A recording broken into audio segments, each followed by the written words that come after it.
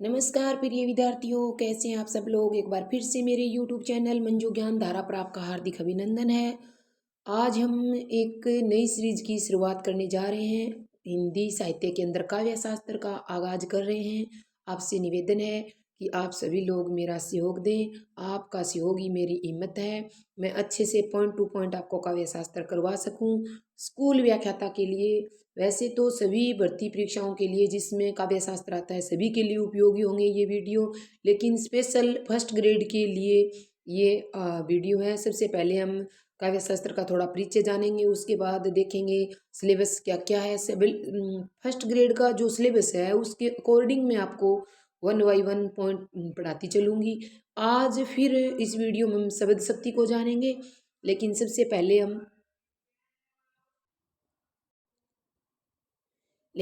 पहले हम जानेंगे थोड़ा सा काव्य शास्त्र का परिचय भी। काव्य शास्त्र क्या है, यानी सभी भर्ती परीक्षाओं के लिए उपयोगी सिद्ध होने वाली आज की ये सीरीज होगी।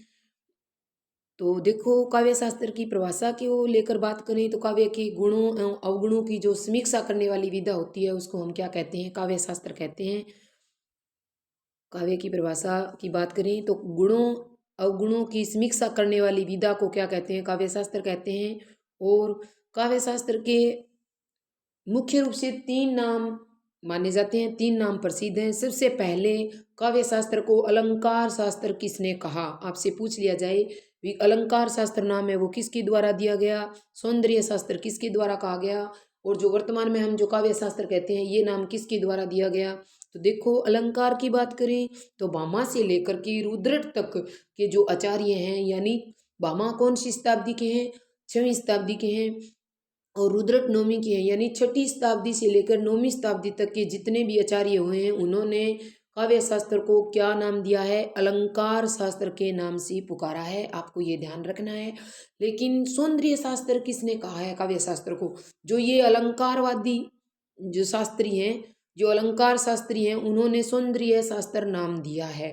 ठीक है। और काव्य शास्त्र की बात करें जिसे हम वर्तमान में काव्य शास्त्र कहते हैं, उससे राजा भोज कहो या भोजराज जो 11वीं सदी के आचार्य हैं, राजा भोज या भोजराज ने काव्य शास्त्र को काव्य शास्त्र नाम दिया है। अब हम देखेंगे हमारा फर्स्ट ग्रेड का सिलेबस क्या है। सिलेबस के अकॉर्डिंग हम चलेंगे इस सीरीज को। आज से हमने आगाज किया है सीरीज को, और अंत तक जब तक ये हमारा पूरा सिलेबस नहीं हो जाता है तब तक मैं आपको पढ़ाने का प्रयास करूंगी। डेली एक वीडियो प्रोवाइड करवाऊंगी। आप अच्छे से ज़्यादा बच्चों को शेयर करना, पसंद आए तो लाइक भी कर देना।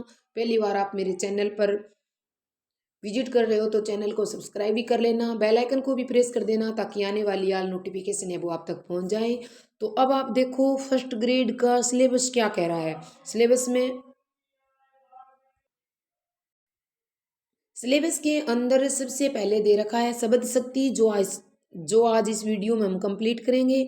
लेकिन उसके बाद अलंकार, अलंकार में यमक है, श्लेष, उपमा, रूपक, उत्प्रेक्षा, संदेह, भ्रांतिमान, दृष्टांत, उदाहरण, ये सब हम अच्छे से एक एक करके उदाहरणों सहित पढ़ेंगे। और छंद, छंद में फर्स्ट ग्रेड के अंदर दोहा, चौपाई, रोला, उलाला, गीतिका, हरि गीतिका, ये सब छंद में लगते हैं। और काव्य गुणों की बात करें तो काव्य गुणों में माधुर्य, ओज और प्रसाद लगते हैं। और काव्य हेतु की बात करें तो लक्षण वाले और प्रयोजन काव्य हेतु लगते हैं। उसके बाद काव्य रस भी लगते हैं। काव्य रस में रस का स्वरूप पढ़ेंगे, सताई भाव, विभाव, अनुभाव, संचारी भाव, विभिन्न रसों के लक्षण व उदाहरण सहित मैं आपको पढ़ाऊंगी। लेकिन आज इस वीडियो में हम पढ़ेंगे शब्द शक्ति। तो चलो देखें हम शब्द शक्ति। सबसे पहले हम जानेंगे शब्द शक्ति की परिभाषा। शब्द शक्ति क्या है, किसे कहते हैं, शब्दों के अर्थ का बोध कराने वाले। अर्थ, बोध यानी ज्ञान, बोध का मतलब क्या होता है, ज्ञान। शब्दों के अर्थ का बोध कराने वाले अर्थ व्यापार को क्या कहते हैं, शब्द शक्ति कहते हैं। ठीक है। दूसरी परिभाषा देखो आप, शब्द में निहित अर्थ को, कोई शब्द है उसके अंदर निहित अर्थ को प्रकट करने वाले व्यापार या कार्य को क्या कहते हैं, शब्द शक्ति कहते हैं। यानी शब्द में निहित अर्थ को प्रकट करने वाले व्यापार या कार्य को शब्द शक्ति कहते हैं। नोट लगाकर मैंने लिखा है, परीक्षा की दृष्टि से महत्वपूर्ण है, अच्छे से आप समझो। शब्द का कोई एक निश्चित अर्थ नहीं होता, उसका अर्थ तो उसके प्रयोग पर निर्भर करता है। कोई एक शब्द है, उसका निश्चित अर्थ नहीं होता है, प्रयोग के अकॉर्डिंग उसका अर्थ निकलता है।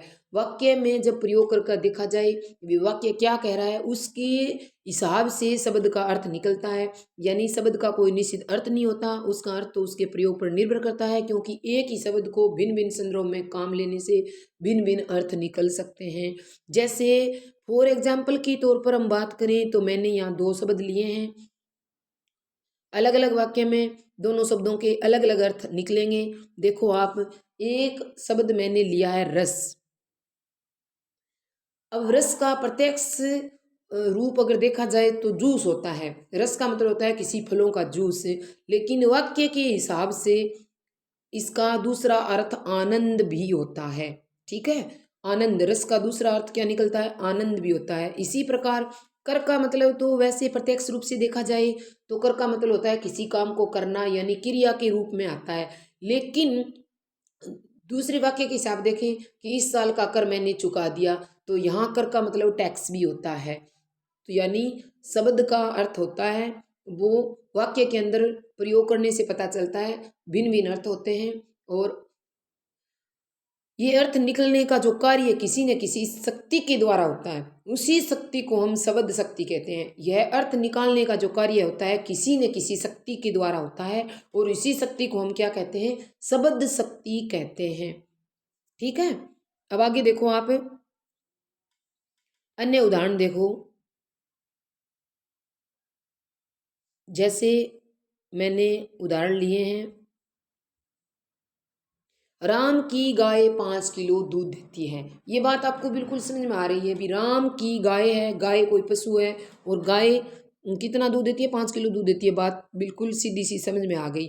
और यही शब्द जो गाय, मेष किसी का कुछ नहीं बिगाड़ेगा वह तो नीरी गाय है, गाय यहाँ भी आया है और गाय ऊपर वाक्य के अंदर भी आया है। लेकिन राम की गाय है, राम की गाय है, पालतू एक पशु है, वो क्या कर रही है, 5 किलो दूध दे रही है। आपको सीधा से समझ में आ रहा है भी गाय के लिए कहा गया है। लेकिन मेष किसी का कुछ नहीं बिगाड़ेगा वह तो नीरी गाय है, तो यहाँ गाय का क्या अर्थ निकलेगा। देखो, मेष तो इंसान है, गाय कैसे हो सकता है। लेकिन गाय के लक्षणों से, गाय के जो गुण है ना, वो गुण भैंस के अंदर है। जैसे गाय एक पालतू सीधा साधा जानवर होता है, तो इसी प्रकार भैंस को भी यहाँ क्या दर्शाया गया है कि गाय की तरह सिंपल सीधा सा एक भला इंसान है, वो किसी का कुछ नहीं बिगाड़ेगा। तो अब देखो, दो सेम शब्द हैं, लेकिन वाक्य में प्रयोग जैसे हमने किया तो दोनों का अलग अलग अर्थ निकल रहा है। गाय गाय, लेकिन एक वाक्य में गाय पालतू जानवर के रूप में आ रही है, और दूसरे वाक्य में गाय गाय के गुणों को लिया जा रहा है। यानी गाय के गुणों को लेकर भैंस की परिभाषा बताई जा रही है। भी भैंस है वो कैसा इंसान है, गाय जैसा सीधा साधा सिंपल इंसान है, किसी का कुछ नहीं बिगाड़ेगा। तो अब आपको समझ में आ गया होगा। यानी जो मतलब शब्द होते हैं वो जब वाक्य में प्रयोग होते हैं किसी शक्ति के द्वारा, जिसका अर्थ अलग अलग निकलता है, उसे ही हम क्या कहते हैं, शब्द शक्ति कहते हैं। पहले वाक्य में गाय दूध देने वाले पशु से है, और दूसरे वाक्य में गाय एक भले मनुष्य का अर्थ दे रहा है। ठीक है, तो इस प्रकार आपको देखना है। शब्द का अर्थ जानने के लिए उसमें निहित शक्ति के आधार पर संस्कृत के प्रसिद्ध आचार्य मम्मट ने, शब्द का अर्थ जानने के लिए उसमें निहित शक्ति के आधार पर संस्कृत के प्रसिद्ध आचार्य मम्मट ने क्या कहा है अपनी पुस्तक काव्य प्रकाश में। अब मम्मट की पुस्तक कौन सी है, ध्यान रखना है, काव्य प्रकाश है। उसमें 3 प्रकार के अर्थों का निर्देश दिया है। कितने प्रकार के, 3 प्रकार के अर्थ निकलते हैं। देखो कौन कौन से हैं, करते हुए 3 प्रकार की शब्द शक्तियां बताई है। 3 प्रकार के अर्थों का निर्देश करते हुए 3 प्रकार की शब्द शक्ति किसने बताई है, आचार्य मम्मट जी ने बताई है। किस में बताई है, काव्य प्रकाश अपनी पुस्तक जो है उसमें बताई है। ये बात आपको याद रखनी है। अब 3 शब्द शक्तियां कौन कौन सी है, देखो।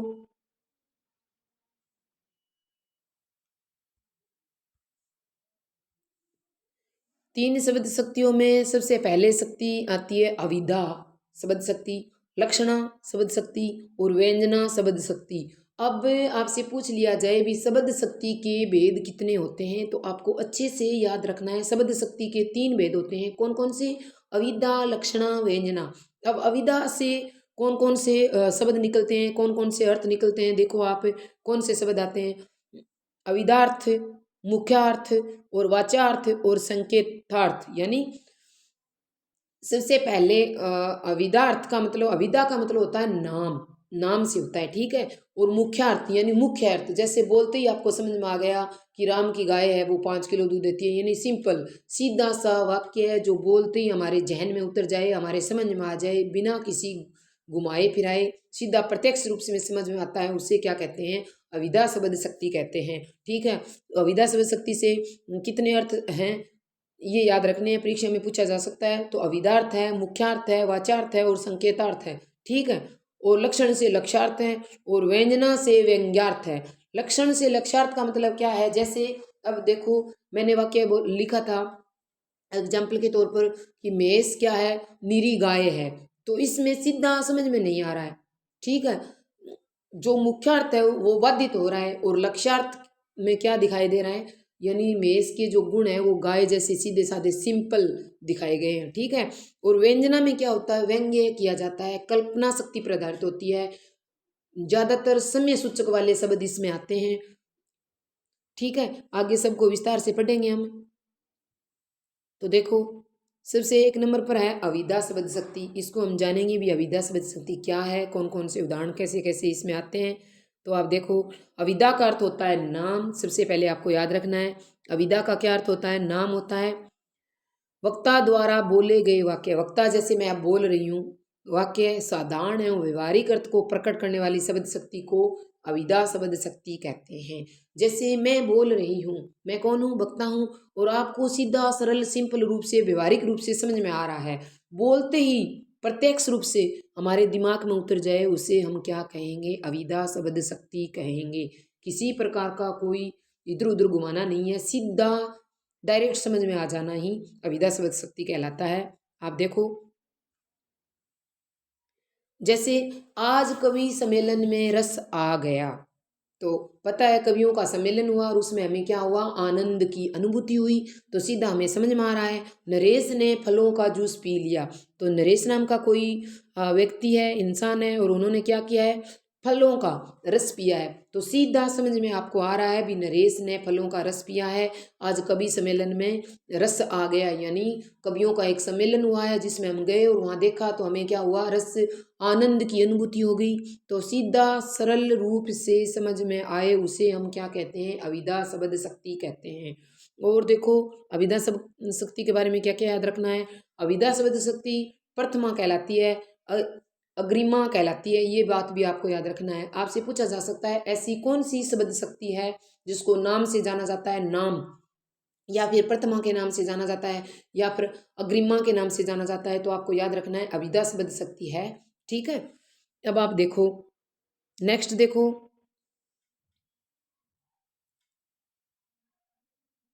नेक्स्ट में अविदा शब्द शक्ति में आपको याद रखना है सबसे ज्यादा यमक अलंकार के उदाहरण होंगे ना, यमक अलंकार, जब मैं आपको अलंकार पढ़ाऊंगी अच्छे से, अलंकार जब आपके समझ में आ जाएंगे तो आपको ये अभिधा शब्द शक्ति भी आसानी से याद रहने लग जाएगी।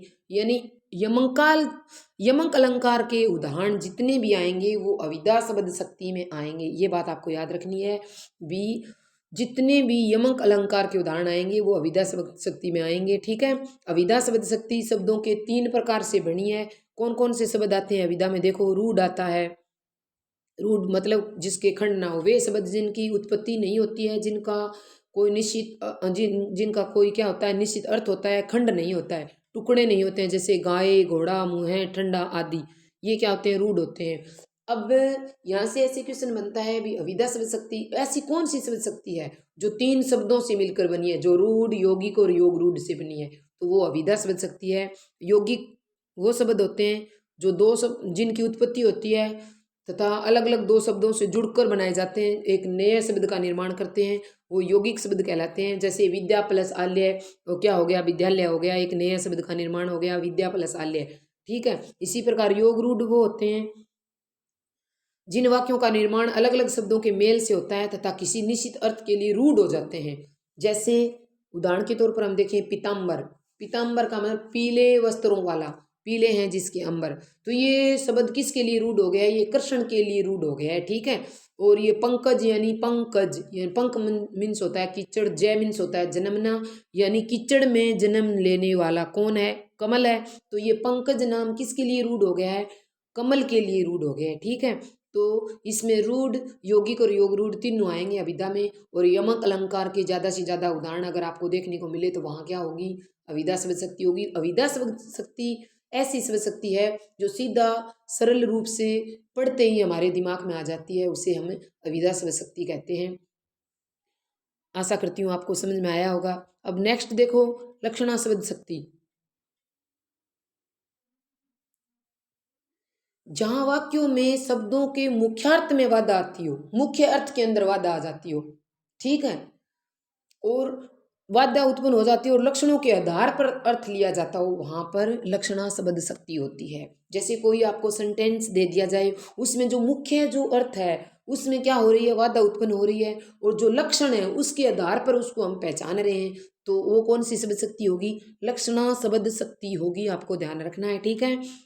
जैसे फॉर एग्जाम्पल के तौर पर मैं आपको बताऊं, मैंने यहाँ 3 उदाहरण लिए हैं, इससे आपको अच्छे से लक्षण और अभिधा में अंतर समझ में आ जाएगा। जैसे राम गाय चरा रहा है, तो आपको समझ में आ रहा है भी राम नाम का कोई व्यक्ति है, कोई बंदा है, वो क्या कर रहा है? गाय चरा रहा है। सीधा सरल समझ में आ रहा है, किसी प्रकार का कोई झंझट नहीं हो रहा है, यानी सीधा प्रत्यक्ष रूप से आपको समझ में आ गया। तो इसका मतलब ये कौन सी शब्द शक्ति हुई?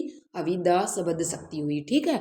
और नेक्स्ट जो मैंने लिखा है देखो, राम तो गाय है। अब राम तो गाय है, राम तो एक इंसान है, वो गाय कैसे हो सकता है?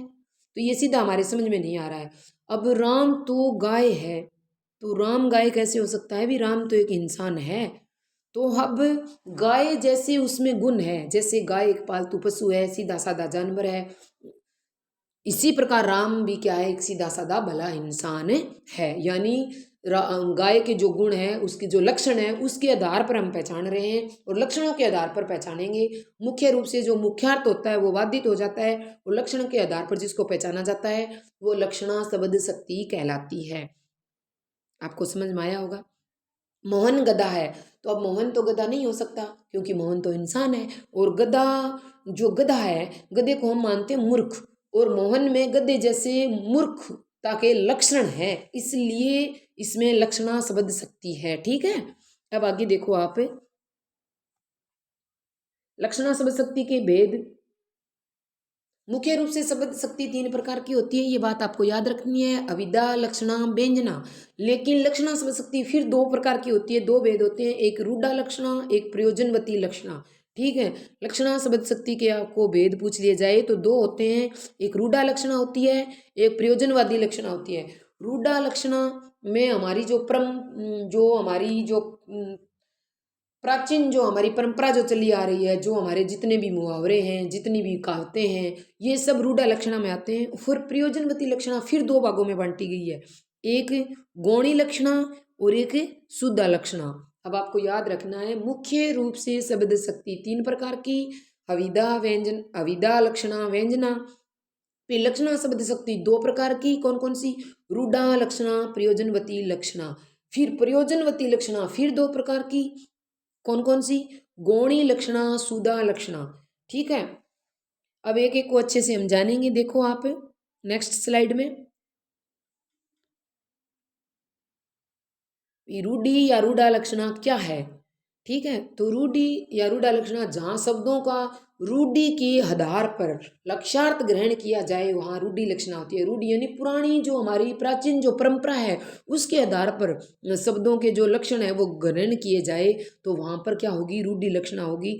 ज़्यादातर इसमें क्या आएंगे, आपको पहचान में याद रखनी है। रूढ़ि लक्षणा में ज़्यादातर मुहावरे आपको देखने को मिलेंगे, जितने भी उदाहरण मिलेंगे वो मुहावरों से संबंधित होंगे, तो आप समझ जाना भी ये रूढ़ि लक्षणा है, ठीक है।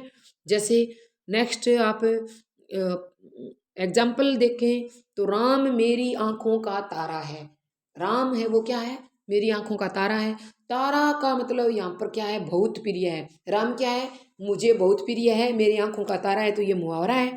और मुँह पर ताला लगा लो, मुँह पर ताला लगाने का मतलब ये नहीं है कि होठों पर ये आप ताला लगा लो, इसका अर्थ ये निकल रहा है कि चुप रहो, चुप रहने के लिए बोला जा रहा है। भी मुँह पर ताला लगा लो यानी चुप रहो, रहने के लिए बोला जा रहा है। तो यहाँ पर क्या है, दोनों मुहावरे हैं। और जहाँ मैंने आपको बताया है मुहावरे आपको मिले, वहाँ पर क्या होगी, रूढ़ि लक्षणा होगी। रूढ़ि लक्षणा कैसी होती है, जो हमारी प्राचीन जो परंपरा होती है उसके हिसाब से जिस शब्द का अर्थ ग्रहण किया जाता है, जहाँ पे क्या हो जाती है, रूढ़ि लक्षणा हो जाती है। प्रयोजनवती लक्षणा में क्या होता है, प्रयोजन किसी उद्देश्य को लेकर काम किया जाता है। इसमें किसी उद्देश्य को लेकर क्या किया जाता है, काम किया जाता है। प्रयोजनवर्ती लक्षणा को कैसे समझोगे आप, देखो,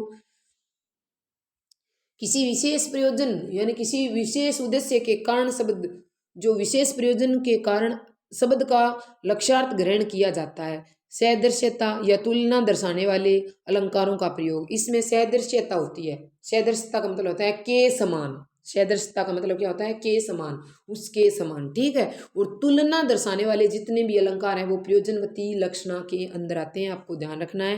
प्रयोजनवती में देखो आप कौन कौन से अलंकार आएंगे, क्या क्या उदाहरण है, अच्छे से देखो आप। उपमा, उपमा आएगा, उपमा, ठीक है। उपमा, रूपक और उत्प्रेक्षा, ये तीनों, उपमा, रूपक, उत्प्रेक्ष, जितने भी अलंकार हैं ये तीनों अलंकार किस में आएंगे, प्रयोजनवती लक्षणा में आएंगे। और जैसे राजस्थान वीर है, तो राजस्थान वीर नहीं है, राजस्थान की जो लोग है ना उसकी वीरता का वर्णन किया गया है, ठीक है। और यह बच्चा तो फूल है, बच्चा फूल कैसे हो सकता है, फूल का मतलब है सुंदर, सुंदरता से लिया गया है, ठीक है। बच्चा तो फूल है, तो बच्चा फूल नहीं, यानी फूल का मतलब है सुंदर, उसकी सुंदरता से लिया गया है। तो इस प्रकार आपको ध्यान रखना है। जिसमें सदृशता आए यानी फूल के समान, सदृशता का मतलब होता है के समान। तो जिसमें तुलना दर्शाने वाले अलंकार आए, उपमा आए, रूपक आए, उत्प्रेक्ष्य आए, कोई उद्देश्य को लेकर शब्द का अर्थ निकाला जाए, वहां पे प्रयोजनवती लक्षणा होती है, आपको ध्यान रखना है। नेक्स्ट आप देखो, नेक्स्ट आती है व्यंजना शब्द शक्ति। 3 नंबर की हमारी शब्द शक्ति है वो व्यंजना है। मुख्यार्थ और लक्ष्यार्थ दोनों से परे हो जाती है, ना तो इसमें मुख्यार्थ का पता चलता है ना इसमें लक्ष्यार्थ का पता चलता है, दोनों से परे होकर एक व्यंग्य के आधार पर अर्थ ग्रहण किया जाता है। इसमें क्या होता है, सबसे ज्यादा व्यंग्य होते हैं इसमें, ना तो मुख्य अर्थ निकलता है ना लक्ष्यार्थ होता है ना मुख्यार्थ होता है, दोनों को छोड़कर व्यंग्यार्थ होता है।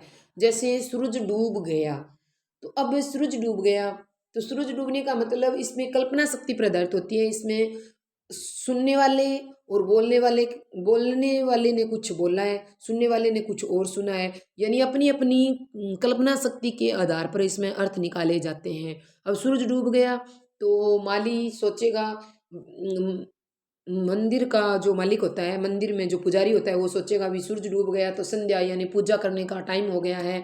और मतलब कोई अगर महिला ने सुना है तो शाम हो गई, खाना पीना बनाने का टाइम हो गया है। या जो गाय चराने वाले ग्वाले हैं, सूरज डूब गया तो गऊओं को चराने का टाइम हो गया है, तो घर आने का टाइम हो गया है, गऊओं को लेकर घर आएंगे। यानी अलग अलग अपनी कल्पना शक्ति के आधार पर होती है। इसमें ना तो मुख्यार्थ होता है ना लक्ष्यार्थ होता है, दोनों से परे हटकर इसमें व्यंग्यार्थ होता है। व्यंग्यार्थ के आधार पर और अपनी कल्पना शक्ति के आधार पर, अपनी सोच के आधार पर इसमें क्या होता है, अर्थ निकाला जाता है शब्द का, ठीक है। जहाँ वाक्य में शब्दों का व्यंग्यार्थ प्रयोग किया जाता हो वहाँ व्यंजना शब्द शक्ति होती है। न तो मुख्यार्थ होता है न लक्ष्यार्थ होता है, मुख्यार्थ प्रतीत होता है, ऐसे लगता है मुख्य अर्थ है इसमें प्रतीत होता है, लेकिन कल्पना में एक अर्थ स्वतः ही उत्पन्न हो जाता है। इसमें सबसे ज्यादा कल्पना की जाती है, ठीक है। फिर हम बात करेंगे व्यंजना शब्द शक्ति के भेद कितने होते हैं, 2 होते हैं। कौन कौन से, एक तो शाब्दी व्यंजना होती है, एक आर्थी व्यंजना होती है। परीक्षा की दृष्टि से महत्वपूर्ण है। पिछली बार फर्स्ट ग्रेड के अंदर है ना शाब्दी व्यंजना से आए, अब की बार जरूर आर्थी व्यंजना से आपको देखने को मिलेंगे। पिछली बार शाब्दी व्यंजना से बहुत ज्यादा क्वेश्चन आए फर्स्ट ग्रेड के अंदर। तो आपको व्यंजना शब्द शक्ति के 2 मुख्य भेद याद रखने हैं। एक तो शाब्दी व्यंजना जो शब्द पर टिकी हुई है, अगर उस शब्द को हटा दिया जाए तो कोई अर्थ ही नहीं निकलेगा, व्यंजना शाब्दी व्यंजना कहलाएगी नहीं। और अर्थी व्यंजना जो अर्थ पर आधारित होती है, शब्द हटा देने के बाद में भी, दूसरा शब्द चेंज कर देने के बाद में भी उसका अर्थ निकलता है, वो अर्थी व्यंजना होती है। दोनों को अच्छे से जानेंगे। देखो आप नेक्स्ट स्लाइड। शाब्दी व्यंजना, शाब्दी व्यंजना के अंदर क्या होता है, जहां व्यंग्यार्थ शब्द पर आधारित हो, उस शब्द को हटाया या बदल दिया जाए तो व्यंग्यार्थी क्या हो जाते हैं, नष्ट हो जाते हैं। कोई एक ऐसा शब्द होता है वाक्य के अंदर, उस शब्द को अगर हटाया या बदल दिया जाए तो क्या होता है, उस वाक्य का अर्थ ही नष्ट हो जाता है, व्यंग्यार्थी नष्ट हो जाता है, ठीक है। तो इसमें सबसे ज्यादा शाब्दी व्यंजना में आपको याद रखना है, शाब्दी व्यंजना में सबसे ज्यादा श्लेष अलंकार, स से शाब्दी, स से श्लेष अलंकार, सबसे ज्यादा आपको श्लेष अलंकार के जहां भी उदाहरण देखने को मिले तो आप वहां पे क्या लगाओगे, शाब्दी व्यंजना अनुस्वर लगाओगे, 100% आपका सही हो जाएगा। तो आप देखो, एक उदाहरण लिया है मैंने, श्लेष अलंकार का उदाहरण है, चिर जियो जोरी जुए क्यों न स्नेह गंभीर। चिर जियो जोरी, जोड़ी यानी राधा और कृष्ण की जोड़ी, जु, जुरे क्यों न स्नेह गंभीर, दोनों का प्रेम है वो गंभीर रहे, जोड़ी बनी रहे। को गटी ए वर्ष भानु जा, वे हलदर के वीर। अब ये वर्ष भानु जा और हलदर के वीर, अगर ये दोनों शब्द इस वाक्य से हटा दिए जाए तो वाक्य का व्यंग्यार्थ नष्ट हो जाएगा, और व्यंग्यार्थ नष्ट होते ही शाब्दिक व्यंजना नहीं रहेगी। तो इसमें सबसे ज्यादा मेन फोकस किस पे किया जाता है, शब्द पर फोकस किया जाता है, शब्द देखा जाता है। तो आपको समझना है, यानी इसके दो अर्थ निकल रहे हैं, एक तो वर्ष भानु जा और हलदर, दोनों के अलग अलग अर्थ निकल रहे हैं। देखो आप कौन कौन से हैं, वर्ष भानु प्लस जा, यानी वर्ष भानु से जन्मी कौन है, राधा, और वर्षव प्लस अनुजा, यानी वर्षव प्लस वर्षव क्या है, बेल है, और अनुजा उसकी छोटी बहन क्या है, गाय है। ये बात आपको याद रखनी है, ठीक है। इसके दो अर्थ निकल रहे हैं। इसी प्रकार हलदर, बलदाऊ को बोला गया है, हलदर बलदाऊ किसका भाई है, कृष्ण का भाई है, और हलधर मतलब हल चलाने वाला, बेल का बेटा, बेल जिसको बेल माना गया है, ठीक है। इसके भी हलदर के भी दो अर्थ हैं, एक तो बलदाऊ अर्थ निकल रहा है जो कृष्ण का भाई है, और एक बेल है जो गाय का, ठीक है। इसी प्रकार वर्ष भानुजा के भी दो अर्थ निकल रहे हैं, वर्ष भानु प्लस जा यानी जा राधा, इससे जन्म लेने वाली राधा, और वर्ष वर्षव प्लस अनुजा, वर्षव बेल होता है, ये बात आपको याद रखनी है, और अनुजा इसकी बहन यानी गाय है। ये दो शब्द इस वाक्य के अंदर हैं। इन शब्दों के आधार पर इस वाक्य, पूरे वाक्य में क्या है, शाब्दी व्यंजना है। अगर इन शब्दों को बदल दिया जाए या हटा दिया जाए तो व्यंग्यार्थ ही नष्ट हो जाएगा, तो फिर शाब्दी व्यंजना नहीं रहेगी। तो शाब्दी व्यंजना आपको समझ में आ गई होगी, एक शब्द पर टिकी होती है, और ज़्यादा से ज़्यादा श्लेष अलंकार के उदाहरण होंगे, जितने भी उदाहरण श्लेष अलंकार के होंगे वो शाब्दी व्यंजना में आएंगे। अब आगे नेक्स्ट देखो आप, आर्थी व्यंजना।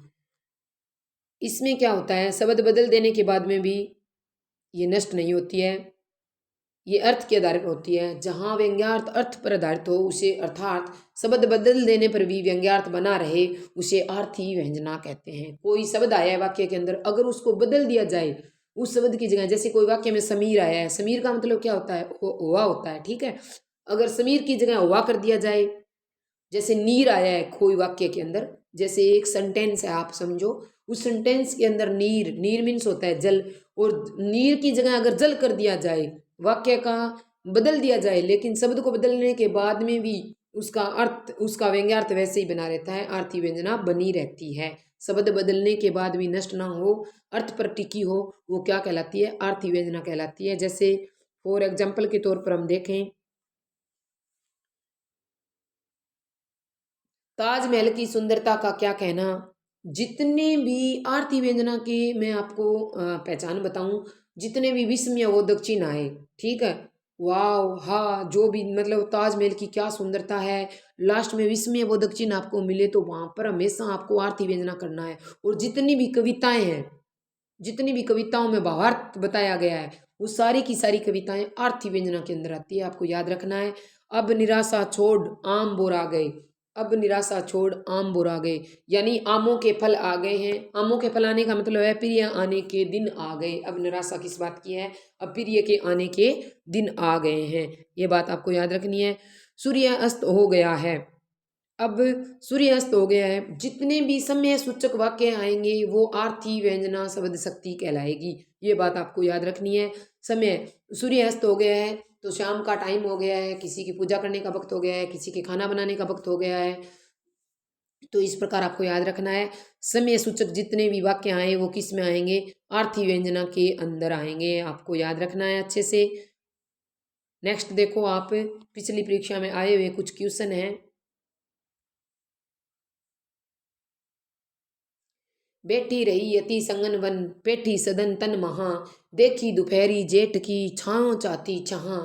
यानी बैठी रही अति संगन बन, बैठी रही यानी बैठ गई कहीं जाके, अति संगन यानी घने वन के अंदर, बैठी सदन तन महा, और कुछ जाकर कहाँ बैठ गई, सदन यानी भवन के अंदर महा।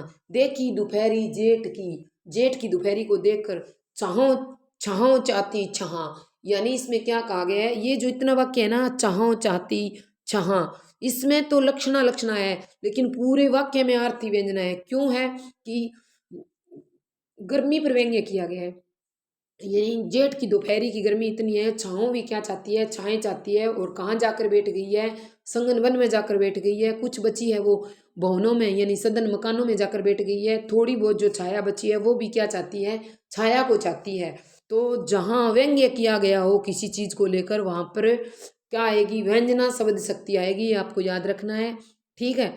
जहाँ व्यंग्य किया जाए वहां पर व्यंजना शब्द शक्ति आती है। यहाँ गर्मी को लेकर व्यंग्य किया गया है, बहुत अधिक गर्मी को दर्शाया गया है कि दोपहर की जेठ की गर्मी इतनी है, उससे छाया भी डर कर कहाँ चली गई है, छाया भी छाया चाहने लगी है और अति संगन वनों में चली गई है, इस पर ऐसे कहा गया है, ठीक है। नेक्स्ट आप देखो,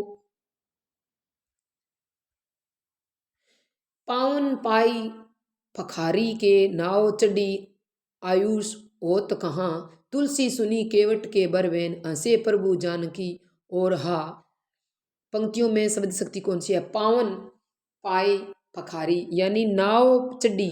अब ये जो चड्डी शब्द है, जो आयुष शब्द है, इसको आप बदल दोगे उसके बाद भी इसमें कोई अर्थ नहीं बदलेगा। चड्डी का मतलब बैठना, नाव में बैठना, यानी केवट, केवट क्या कह रहा है कि हे प्रभु श्री राम, मैं मेरे नाव में बिठाने से पहले आपके पाँव में लगी हुई जो धूल है उसको धोऊंगा, क्यों हेल्या को भी आपने नारी बना दिया, कहीं आपके पाँव के छूने से मेरी नाव भी नारी ना बन जाए, इसलिए मैं पहले आपके चरणों की धूल को धोऊंगा, उसके बाद चढ़ी या बैठी। तो इस शब्द को आप चेंज करोगे, यहाँ नाव में चढ़ना या बैठना, तो बैठना करोगे तो भी वही शब्द रहेगा, अगर चड्डी करोगे तो भी वही शब्द रहेगा। आयुष होता है आज्ञा, आयुष कर दो या आज्ञा कर दो, तो इससे कोई जब शब्द बदलने पर किसी प्रकार का कोई फर्क ना पड़े, कोई व्यंग्यार्थ है वो हटे ना, नष्ट ना हो, तो वहां पर आर्थी व्यंजना होती है। आपको याद रखना है अच्छे से, जितनी भी मैंने बता दी कविता। आगे देखो, संगन कुंज छाया सुखद शीतल मंद समीर, संगन कुंज यानी घने वन की छाया क्या दे रही है, सुखद यानी सुख दे रही है, शीतल मंद समीर, वो शीतल समीर चल रही है। तो अब ये समीर है हुआ, यहाँ पर हवा भी कर सकते हो आप, शीतल हवा चल रही है। तो अगर समीर को चेंज करते हो तो इस वाक्य में किसी प्रकार का कोई परिवर्तन नहीं आता है, व्यंग्यार्थ इसका नष्ट नहीं होता है, तो ये कौन सी शब्द शक्ति हो गई, आर्थी व्यंजना हो गई, ठीक है। इस प्रकार आपको अच्छे से, मन हुए जात अज भी या यमुना के तीर, अजो भी वहे वहाँ यमुना के तीर, यानी मन हुए जात अजो वहे वहाँ यमुना के तीर, संगन कुंज छाया सुगध शीतल मंद समीर, यानी आज भी जब मैं यमुना के तट पर जाता हूँ तो मुझे क्या होती है, कह रहा है कि कृष्ण की याद आती है। तो समीर को अगर आप चेंज करके देखोगे, शीतल को आप चेंज करके देखोगे तो कोई प्रकार का इस वाक्य में फर्क नहीं पड़ रहा है, यानी शीतल की जगह आप ठंडा कर सकते हो, समीर की जगह आप वायु कर सकते हो, हवा कर सकते हो, ठीक है। तो जब अगर किसी शब्द को बदल कर देखें हम वाक्य के अंदर, उसमें किसी प्रकार का व्यंग्यार्थ नष्ट ना हो, किसी प्रकार का कोई चेंज ना हो, तो वहाँ पर आर्थी व्यंजना होती है। ये बात आपको याद रखनी है। आज बस यहीं तक, मिलते हैं कल नेक्स्ट वीडियो में, तब तक के लिए आप सभी को मेरा प्यार भरा नमस्कार। जय हिंद, जय भारत।